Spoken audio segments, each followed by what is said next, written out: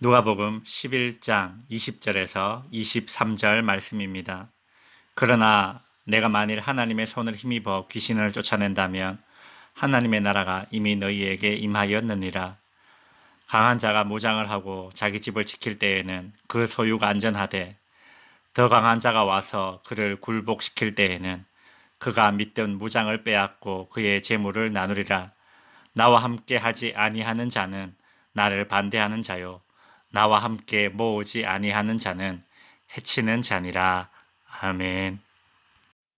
예수님은 귀신을 쫓아내심으로써 이 땅에 하나님의 나라가 임했음을 보여주십니다. 제가 예전에 하나님의 나라가 임했다는 것을 암행어사가 출두하는 장면으로 설명한 적이 있습니다. 어떤 부패한 사또가 다스리는 고을에 암행어사가 출두하게 되면 악한 사또와 탐관 오리들은 포박됩니다.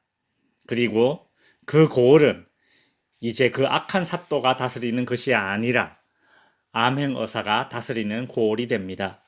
암행어사의 통치하에 들어가게 되지요. 예수님이 악한 귀신을 쫓아내신 것이 이와 같습니다.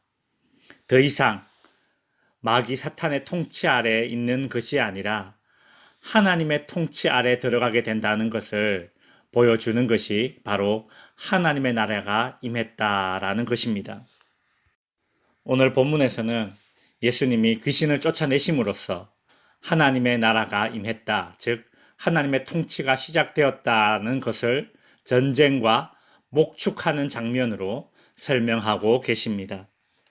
먼저 전쟁하는 장면으로 설명하시는 21절과 22절을 보겠습니다. 21절, 강한 자가 무장을 하고 자기 집을 지킬 때에는 그 소유가 안전하되. 여기서 강한 자는 사탄을 가리킵니다. 예수님이 귀신을 쫓아내심으로써 강한 자, 즉 사탄을 공격하신 것입니다.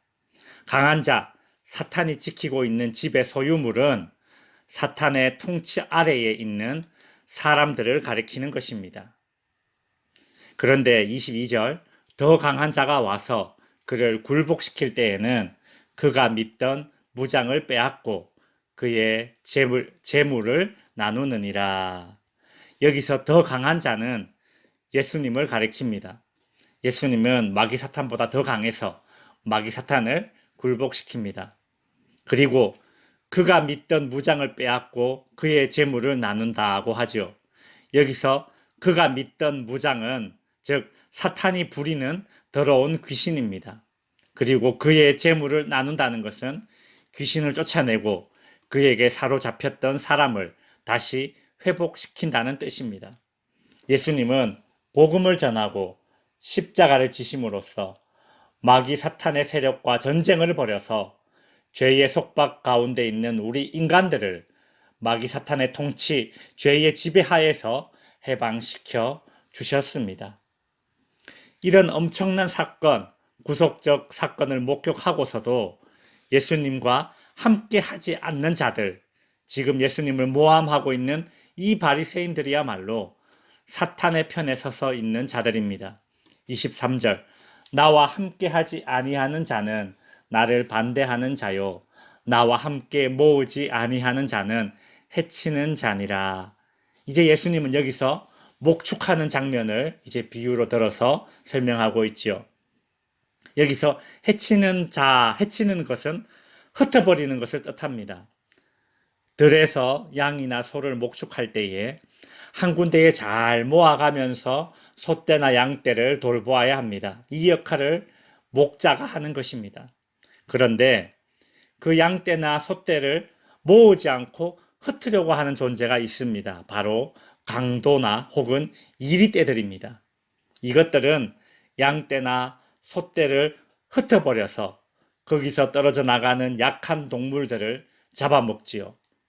예수님은 우리의 목자가 되시고 우리는 예수님의 양떼입니다.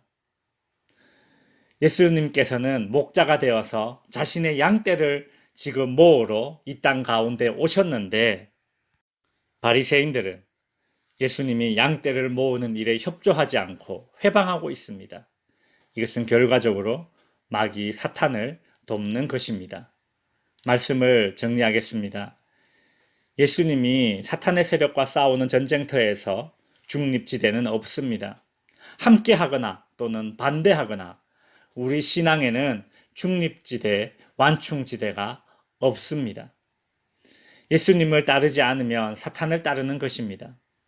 예수님의 통치를 거절할 때에 사탄의 지배를 받는 것입니다.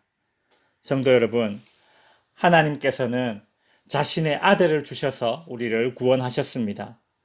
전부를 주신 것입니다. 예수님께서도 우리를 위해서 자신의 전부를 희생하셨습니다.